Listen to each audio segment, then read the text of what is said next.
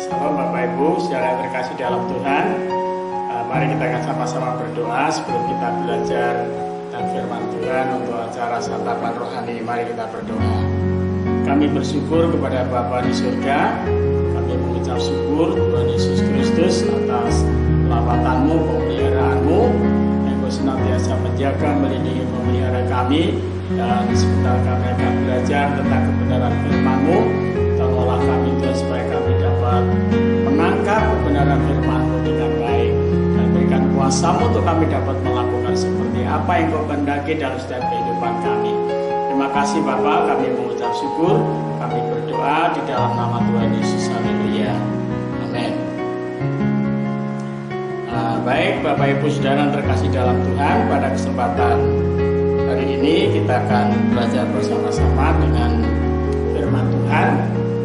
Firman Tuhan hari ini dengan satu tema, menang atas percobaan. Ya. Menang atas percobaan. Kitab ini saya ambil dari kitab Injil Matius pasal 4. Ya. Injil Matius pasal 4 ayat 1 sampai dengan ayat yang ke-11. Nah, demikian firman Tuhan.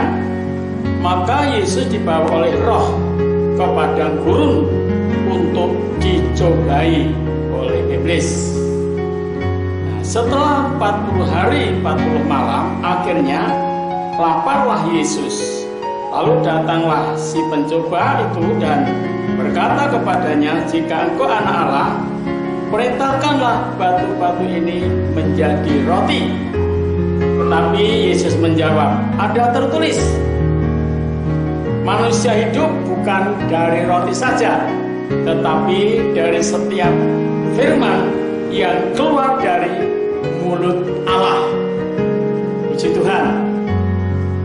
Ya, saya bacakan sampai di sini dulu.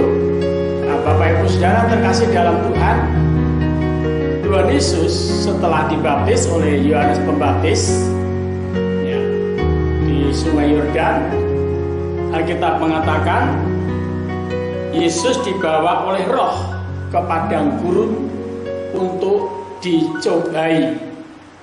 Nah, siapa yang mencobai? Alkitab mengatakan iblis yang mencobai Yesus. Apakah Yesus sudah tahu kalau dia akan dicobai oleh iblis? Nah, Alkitab tidak menulis dia tahu atau tidak. Tetapi yang jelas Alkitab mengatakan bahwa ketika Yesus dibawa ke padang gurun untuk dicobai, sebelum Yesus dicobai oleh iblis, Yesus menyambut pencobaan itu dengan berpuasa. Puasanya bukan 2 hari, 3 hari, 1 minggu, tetapi selama 40 hari, 40 malam. Ia berpuasa, tidak makan dan tidak minum. Nah, saudaraku yang terkasih di dalam Tuhan, yang namanya manusia itu kalau namanya puasa, pasti pertama kali yang dirasakan adalah lapar. Nah, kenapa lapar? Karena manusia itu diciptakan oleh Tuhan untuk menjadi manusia yang hidup itu harus makan. Nah, kalau tidak makan, pastilah lapar. Nah, Yesus tidak makan, tidak minum selama 40 hari, 40 malam. Nah, saudaraku yang terkasih di dalam Tuhan, kenapa Yesus lapar? Karena Yesus itu juga manusia. Jadi Yesus itu manusia 100%. Makanya dia juga merasakan lapar. Rasa lapar, rasa haus, ya. Merasakan kesusahan, ya, dia bisa menangis, ya. Ketika melihat Lazarus meninggal, melihat saudara-saudara Lazarus, Yesus menangis. Kenapa? Karena dia manusia. Nah, manusianya Yesus dengan manusianya Yesus dengan manusia saudara dan saya itu beda. Bedanya apa? Bedanya kalau Yesus itu manusia yang tidak pernah berbuat dosa. Walaupun dia merasa lapar, merasa sakit, merasa ngantuk, merasa lelah, ya, dia bisa menangis, ya, tetapi dia tidak bisa berbuat dosa. Itu bedanya. Nah, sedangkan saudara dan saya sama seperti yang Yesus alami, tetapi saudara dan saya bisa berbuat dosa. Kapanpun saudara mau lakukan bisa berbuat dosa. Tetapi saya percaya kalau saudara dan saya sudah dilahirkan oleh Roh, dilahirkan dari Allah, saudara tidak semudah untuk berbuat dosa. Kenapa? Karena pribadi Yesus, karakter Yesus sudah mulai merasuk. Ya. Karakter Yesus sudah mulai merasuk di dalam kehidupan orang percaya. Ketika karakter Yesus itu masuk dalam kehidupan orang percaya, maka orang percaya itu ketika akan berbuat dosa, itu ada rasa enggan, rasa sungkan, rasa takut, rasa malu. Itu sudah pasti. Kenapa? Karena ada karakter Yesus. Ketika karakter Yesus, pribadi Yesus ada dalam kehidupan kita, ya, pencobaan bisa datang kapanpun, persoalan bisa datang kapanpun, masalah bisa datang kapanpun. Tetapi satu hal, kita harus tahu bahwa Yesus sudah menang atas percobaan. Yesus sudah menang atas percobaan itu. Nah, kemenangan Yesus atas percobaan itu juga diberikan kepada setiap kita orang percaya. Ketika orang percaya itu berdoa, memohon kepada Tuhan, maka kekuatan itu akan dialirkan kepada orang percaya. Yang namanya kekuatan batin, kekuatan jiwa, kekuatan roh, itu diberikan kepada setiap orang percaya. Tertulis dalam kitab Efesus pasal 3 ayat 16, 17, 18. Di sana dikatakan bahwa Allah mengaruniakan kekuatan batin, kekuatan jiwa, dan kekuatan roh ketika kita berdoa. Nah, saudaraku yang terkasih di dalam Tuhan, Yesus menjawab dengan jelas bahwa ada tertulis, manusia hidup bukan dari roti saja, tetapi dari setiap firman yang keluar dari mulut Allah. Ini harus menjadi pegangan kuat bagi orang percaya ketika kita dihadapkan dengan yang namanya percobaan. Yesus memang rasa lapar, rasa haus, tetapi Yesus tidak menuruti apa yang diperintahkan oleh iblis. Yesus memang butuh makan karena dia lapar. Yesus butuh minum karena dia haus. Tetapi Yesus tidak menuruti apa yang dikatakan oleh iblis. Kenapa? Karena Yesus adalah Tuhan di atas segala Tuhan, yang tidak harus menurut perintahnya iblis, yang hanya akan menjerumuskan, hanya akan menyengsarakan, hanya akan menyusahkan, hanya akan membuat penderitaan banyak orang. Yang kedua, saudara, kenapa Yesus dibawa ke hubungan bait Allah? Iblis berkata, "Jikalau engkau anak Allah, jatuhkan dirimu ke bawah, karena ada tertulis, Allah akan memerintahkan malaikat-malaikatnya untuk menatang engkau, supaya engkau jangan jatuh dan tidak terantuk kepada batu." Saudara tahu apa artinya? Iblis tahu yang namanya ketenaran, yang namanya kehebatan, yang namanya nama yang bisa terkenal, bisa membuat dia menjadi hebat, menjadi luar biasa, itu didambakan oleh setiap manusia. Dari sejak namanya manusia purba sampai manusia modern sama. Manusia butuh ketenaran, butuh terkenal, butuh menjadi orang yang hebat, menjadi orang yang luar biasa. Iblis tahu. Tetapi Yesus tidak menuruti apa yang diperintahkan oleh iblis. Sekali lagi, Yesus tidak menuruti perintah apa yang diperintahkan oleh iblis. Tapi Yesus berkata, jangan engkau mencobai Tuhan Allahmu. Jangan engkau mencobai Tuhan Allahmu. Saudaraku, itu Yesus. Kenapa? Karena Yesus bukan manusia seperti yang dipahami oleh iblis.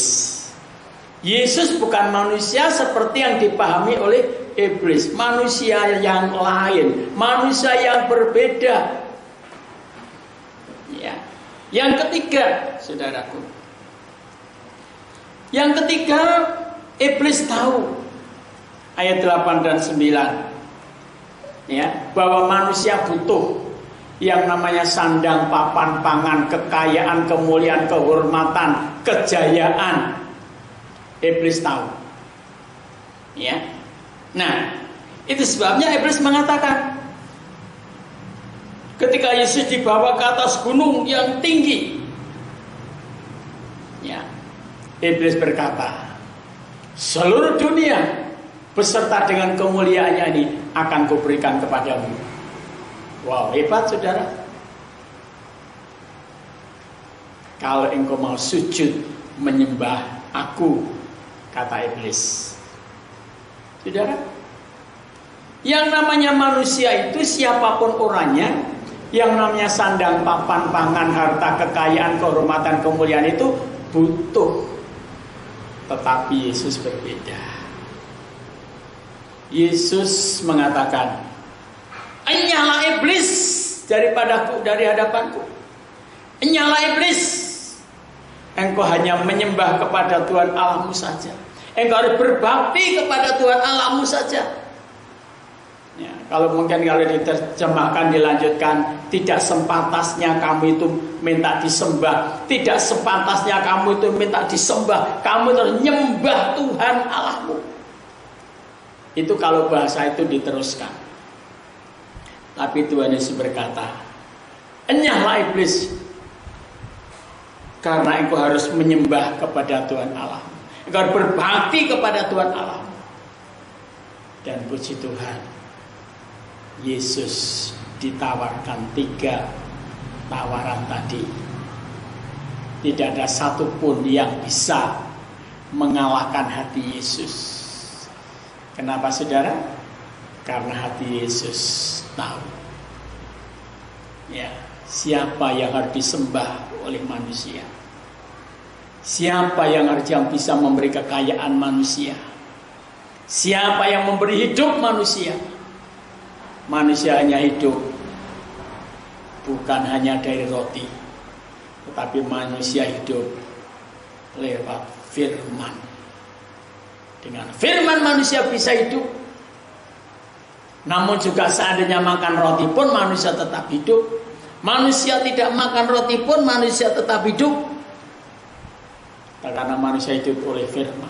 Yang kedua, saudara, ketenaran, kehebatan, kejayaan itu tidak harus diperoleh dengan menyiksa diri, menjatuhkan diri. Tapi ketenaran, kejayaan itu adalah anugerah pemberian Tuhan. Kalau memang Tuhan mengizinkan untuk manusia bisa tenar, menjadi orang terkenal, menjadi orang yang hebat, kalau itu memang Tuhan izinkan, tidak ada yang mustahil, tidak usah dicari. Tapi firman Tuhan katakan, Tuhan mengajarkan, cari dulu kerajaan Allah dan kebenarannya, maka semuanya akan ditambahkan kepadamu. Ketika kita bisa menemukan kerajaan Allah dan kebenarannya, dan kita bisa menjadi pelaku kebenaran, dan kita bisa menjadi generasi kebenaran, maka kita akan dikenal oleh kerajaan surga. Ya, apa gunanya engkau memiliki seluruh dunia ini, tetapi jiwanya binasa? Oleh sebab itu, ketika Tuhan Yesus berkata kepada murid-muridnya, jangan kau bersukacita karena setan-setan takluk kepadamu, tapi bersukacitalah karena namamu ada terdaftar dalam kerajaan surga. Saudara, ketika nama saudara dan saya ada terdaftar dalam kerajaan surga, Alkitab mengatakan, ketika Tuhan membuka buku kehidupan, Tuhan mencari orang-orang yang namanya terdaftar dalam buku kehidupan, dia diizinkan masuk dalam kerajaan kekal. Tapi orang-orang yang namanya tidak terdaftar dalam buku kehidupan, dia dimasukkan dalam siksaan yang kekal. Oleh sebab itu, kalau saudara dan saya dihadapkan dengan namanya percobaan, masalah, ya, dapat tawaran-tawaran yang menggiurkan, yang kelihatannya menguntungkan hati-hati, berdoa, minta petunjuk Tuhan, maka Tuhan akan memberikan petunjuk yang terbaik buat saudara dan saya. Dan Alkitab mengatakan di dalam ayat selanjutnya, saudara, ayat yang ke-11 dikatakan, ya, setelah iblis diusir, lalu iblis meninggalkan dia, dan lihatlah malaikat-malaikat datang melayani Yesus. Orang yang menang dalam percobaan, menang atas percobaan, malaikat-malaikat datang untuk melayani Yesus. Saya percaya malaikat yang melayani Yesus itu juga akan melayani saudara dan saya ketika saudara dan saya menang atas percobaan. Dimampukan ketika menghadapi percobaan, masalah, problem dalam kehidupan sehari-hari. Malaikat Allah tidak pernah tinggal diam. Dia terus menyertai kita, melindungi kita, memelihara kita, menguatkan kita. Supaya apa? Supaya kita bisa melewati percobaan itu. Kenapa? Karena Yesus sudah menang atas maut. Yesus sudah menang atas kuasa dosa. Yesus sudah menang atas segala percobaan. Dan Yesus yang menang itu, kemenangannya diberikan kepada setiap orang yang percaya.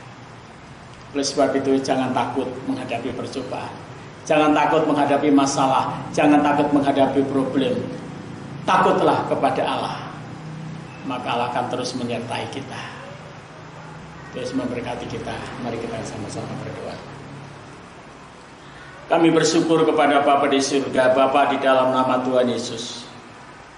Kalau Tuhan Yesus sudah menang atas semua percobaan, dari semua tawaran-tawaran iblis yang menggiurkan, yang kelihatannya menguntungkan, dan semuanya ditolak oleh Yesus. Dan Yesus sudah menang. Kami percaya, Bapa, kemenangan itu pun akan diberikan kepada setiap orang yang percaya kepadamu. Hikmat, marifat, akal budi akan diberikan kepada setiap kami orang yang percaya ketika mendapatkan tawaran-tawaran yang menggiurkan, tapi sesungguhnya tidak mencelakakan dan membinasakan.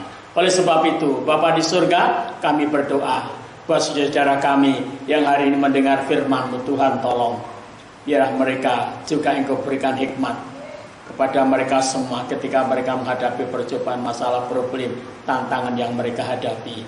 Ada banyak hal mereka yang menghadapi persoalan, masalah kehidupan sehari-hari. Tuhan, tolong Bapa, berikan kekuatan mereka, berikan hikmat kepada mereka, agar mereka dimampukan menghadapi setiap masalah yang mereka hadapi. Kami percaya kemenangan demi kemenangan akan diberikan kepada setiap orang-orang yang mengandalkan Tuhan, orang yang mencari Tuhan, tidak kekurangan suatu pun yang baik. Terima kasih Bapak, dalam nama Tuhan Yesus. Haleluya. Amin.